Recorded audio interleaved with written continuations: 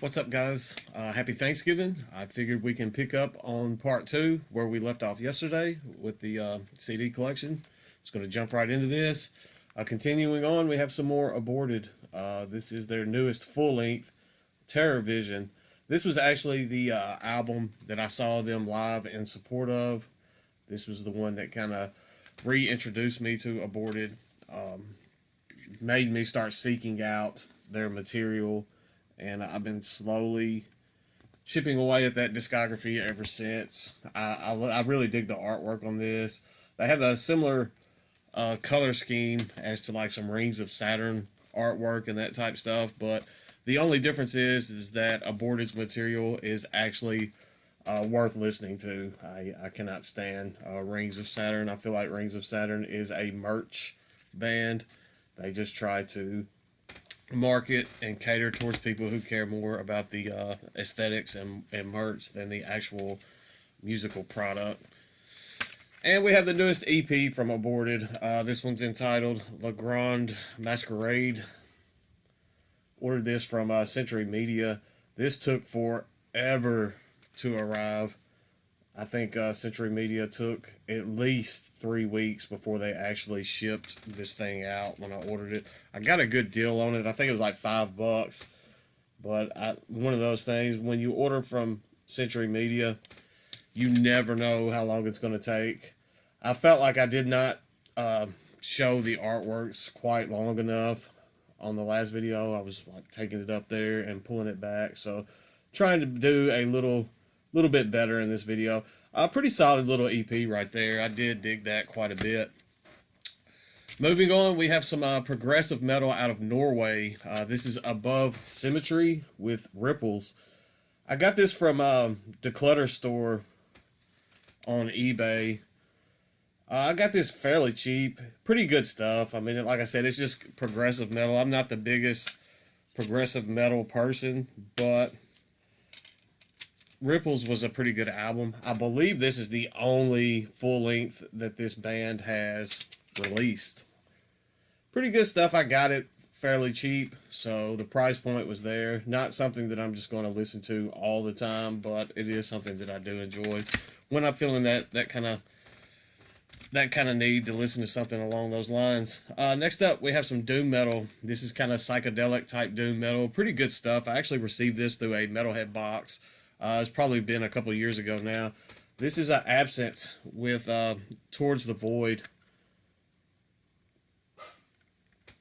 Like I said, it's just kind of psychedelic doom metal type stuff. Very good stuff. If you have not checked this out, I don't think a lot of people have given this band a shot, and they're doing themselves pretty big disservice by not doing so. This was released through World War Now Records. They have some other material out that I have not checked out, and I need to do that because I really enjoyed that album. Next up, we have Absu with Terra. Probably my favorite Absu release. This one has been out quite a while. I got this one fairly recently, and I found it very cheap on eBay, which is surprising because some Absu material is getting crazy expensive. I know now that the band has disbanded and is no longer together. Some of their stuff is becoming a bit scarce, and I know some of their stuff is getting very expensive. I only own 3 of their releases myself, and it may be that way for a while because, like I said, it's just when I do find it, it's getting harder to find, and when you do find material, it is not at a price point that I feel comfortable paying. We have the self-titled. This originally came in a slipcase. I bought this second hand, so the slipcase is missing. That is a bit unfortunate, but at least the actual disc is still in good shape, and all the artwork and inserts inside of the jewel case are fine as well. So, only thing that I'm really missing on this one is the actual slipcase. Pretty good stuff on this one as well. This one leans a bit more towards the blackened side of things than the Terra album that I just showed. That one has a bit more kind of a death metal vibe going on with it. And then next up we have the compilation from Absu. This is an Origin War and Magic, and I think funny enough, this I I ordered some other CDs from a seller on eBay at one point, and I'm pretty sure this is one that they threw in as a freebie, as an extra, which is insane because on Discogs right now, the cheapest that you can buy this is the reissue. This one came out in 2015. I don't even know how much the OP, the original press, is going for. But just this reissue is selling on Discogs right now for $50 plus. So the fact that they just threw this in there as kind of a throwaway was absurd to me. I about fell out when I opened the box and saw that this was in there. Next up, this is the only that I have it categorized in my collection under absurd. I do not own any absurd releases. This is a tribute. It's called Triumph of Death. This is blocked from sale on Discogs for obvious reasons because kind of the sketchiness of absurd. This one is hand numbered 576 out of 666. I'm going the wrong way. There we go. And I got this, I think, from Pagan Flames.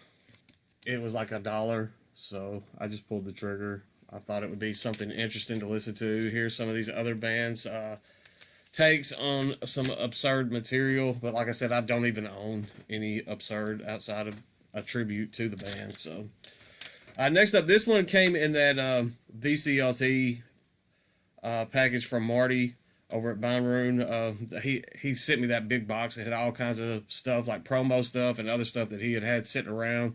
Didn't know quite what to do with it. He figured I might like some of the stuff, and he was correct because there was quite a bit in there that I did enjoy. This is Abuse with a Sunday morning killing spree.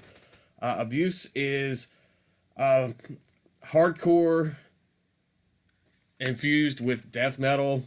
Probably one of the early forerunners of the actual deathcore genre. This is not, I would not call this deathcore. I would just say that it's death metal with some definite hardcore influence going on.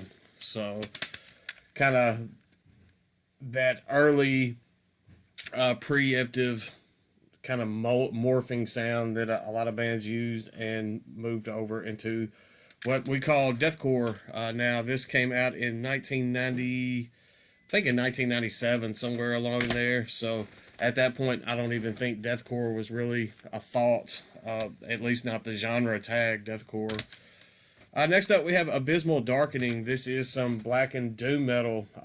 This is entitled No Light Behind. Could not remember, and that getting old. That font on there is very, very tiny. The glare is going to fight me on this showing this one just because the artwork and everything is so dark. It just reflects the light off of it. I got this from, I want to say I got this from Redstream several years ago. I do dig this. I think this came out in 2010 if I'm remembering correctly. Very good stuff. I have not listened to it in a long time. This was one that's been kind of sitting on the shelf for entirely too long. I think I may have to set this one off to the side and give it a listen. That's another good thing about doing this series is that I'm probably going to pull some stuff off of the shelf that I have not even thought about in ages. That being one of those, and I kind of reintroduce myself to albums like that. But like I said, it's some pretty good black and doom metal. Next up, we have Abysmal Dawn with Program to Consume. This is another one that I picked up on eBay. Pretty sure it came from Declutter Store. Ordering from Declutter is, at this point, kind of like a necessary evil if you are a CD collector. I don't order from them nearly as much now as I have in the past just because their prices have gone up. Seems like they've raised those prices. The customer service is abysmal. No pun intended, but yeah. Next up, we have Abysmal Dawn with their newest release, Phylogenesis. This was really solid death metal here. Came out this year. Very possibly could end up on my end of the year list because the album is that solid. I think this was released on Season of Mist this year, but good stuff. I like that artwork. I like that color scheme on that artwork as well. Next up, we have some black metal, kind of campy black metal featuring Lord Iscariot. This is Abysmal Fall with Immaculate Deception. I'm trying to remember where I got this one. I really am kind of failing in the memory aspect of as how I obtained this. I know I got it really cheap, and it seems like it's getting a bit harder to find nowadays. It's very campy, very DIY black metal, but even down to the actual physical copy presentation. But it is some pretty good stuff. Next up, we have Abysmal Lord with Disciples of the Inferno. This is the debut album from Abysmal Lord, released on Hell's Headbangers. This is actually the only album from them that I own, unfortunately. I think at some points, you guys watching this will be surprised at what I do own and what I don't own at this point, because there's some classic stuff that I just don't have that I need, and you think with a collection this big I would already have that. It'll be kind of embarrassing when I hit some of those points. Next up, we have Abysmal Torment with Incised Wound Suicide. This is their debut EP. Pretty good, kind of grindy death metal, brutal death metal.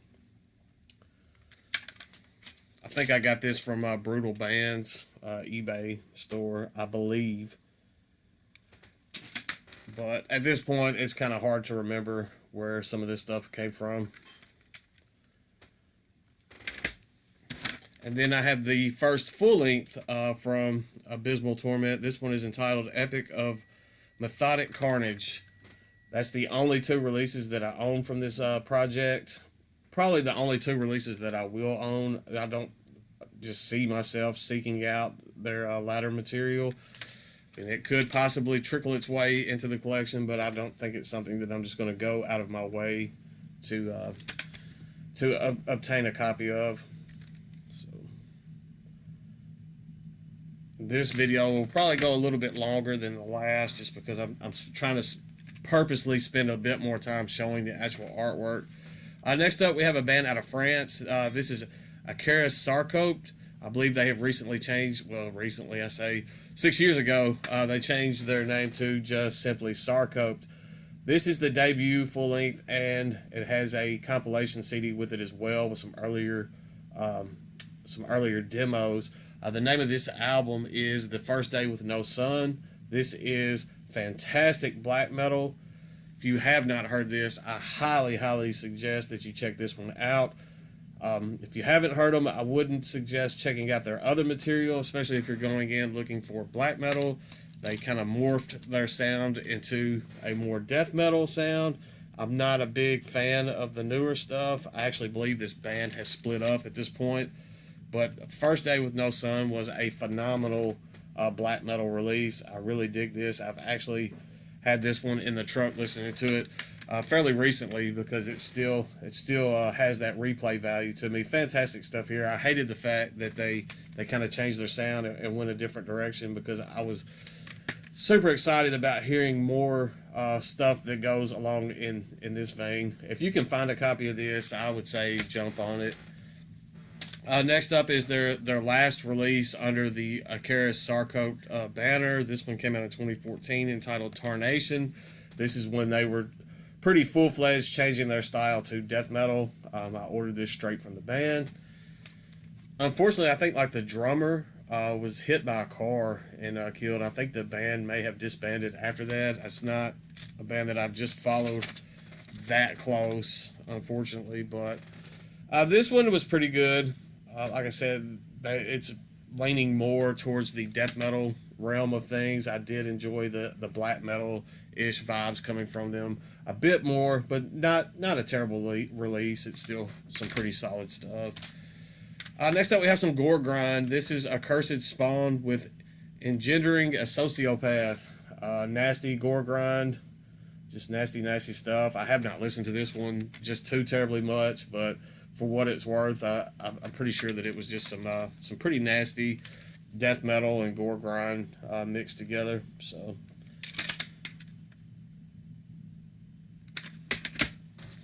Next up, this is one that I featured recently on Seven Deadly Spins. This one could very easily end up on my album of the year list. This is Acerus with the Tertiary Rite. Very good stuff here. If you have not checked this one out, if you're into modern thrash, modern traditional metal, I highly suggest you check this one out because I dug it. And if I dig it, you're gonna dig it because my tastes are impeccable.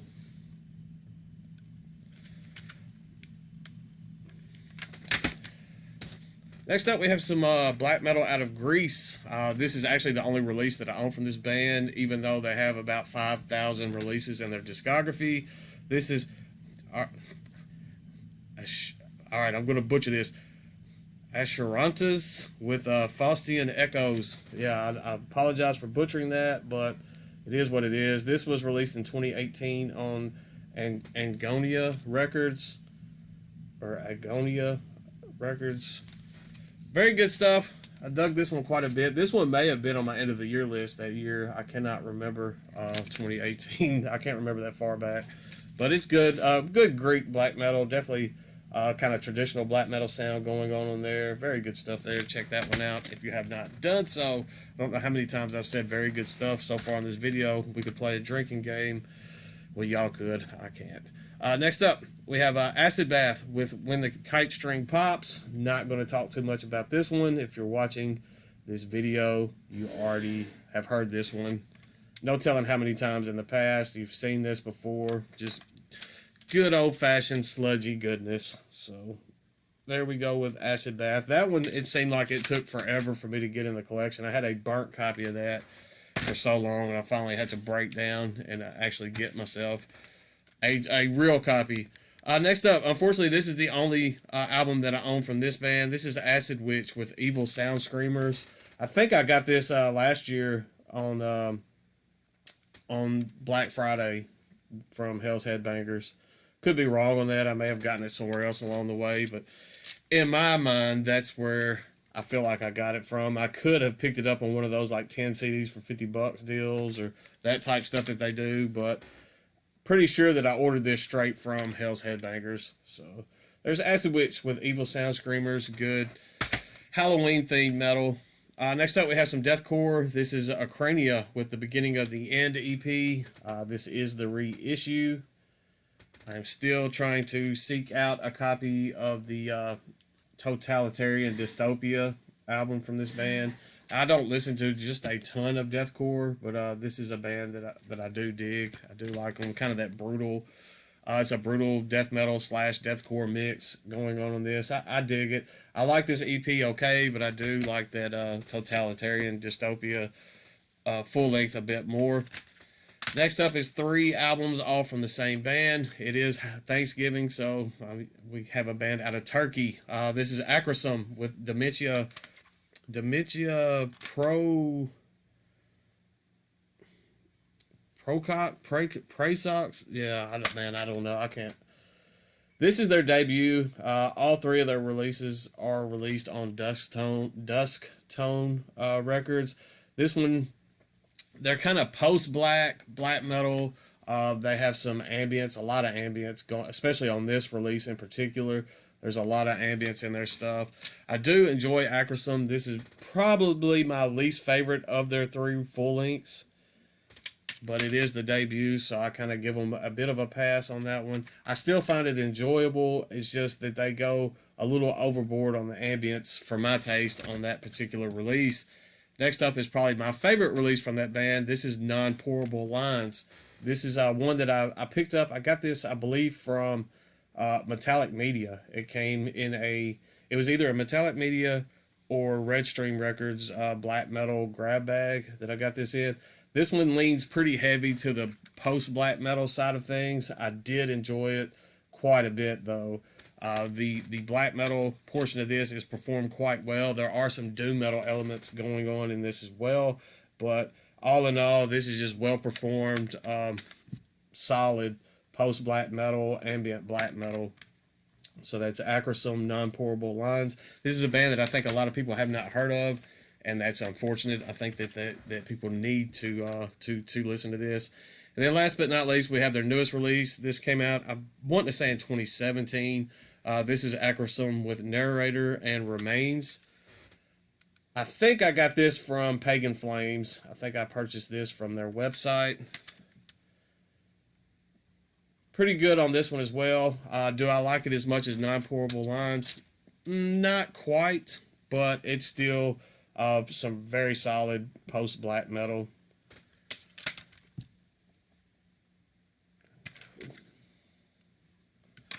I might be a little partial to Non-Pourable Lines too, just because it was my introduction to that band. Usually, a lot of times when you first hear an album and it's the first album that you've heard from a particular project and you really like it, you kind of have that. It kind of had that nostalgia, that type feel where that initial listen is probably your favorite. So, next up we have some psychedelic, progressive, stonerish doom. It's hard, man. This is a band that it's almost impossible to genre tag. They were originally out of Denver, Colorado, I believe, and now they've relocated to here in Tennessee. This is Across Tundras with Dark Songs of the Prairie. I believe this was their debut release. I actually ordered this one straight from the band. I think it was released on Electric Relic, but no, it was released on Crucial Blast. So, but I think I ordered this one straight from the band, if I remember correctly. Seems like the older I get, I used to have like I almost felt like Metal Archives Rolodex in my brain of some of this stuff, but like lately, especially lately, I don't know if it's just brain rot or what, but my memory is fading on some of this stuff. Next up, we have Across Tundras with Old World Wanderer. I know for a fact that I got this one from the band's Bandcamp. This one, I'm not a big fan of the packaging, but the album itself is pretty good. I guess the release, I don't know if I would call that one a full album, but pretty good stuff there. I do dig Across Tundras. It's something very different. This was my original introduction to this band, so obviously it's probably my favorite release. This is Across Tundras with Sage. This one has that kind of Native American feel going on to it. And I actually found this through Decibel magazine. I know a lot of people like to hate on Decibel, but I have found some good stuff just through reading through that magazine. This happens to be one of those. I saw a review for this album in Decibel many years ago, and I had to seek this one out and pick it up, and it's still a mainstay in the collection. And then the last album, or the last release that I'm going to show on this video, is another from Across Tundras. This one is entitled Home Free. This one came straight from the band. It was only numbered to 33 copies. I have number 2 out of 33. I know that this one is probably no longer available, but if it's something you want to seek out, you could probably check out the Across Tundras Bandcamp to see if they still have some of those available. That's all for episode 2. We're just going to keep marching through these. We've made it through roughly 60 CDs, and we are at the AC portion of the collection. So I should have another one of these up fairly soon. I don't have a set schedule for this, but we'll just keep it going. Stay classy.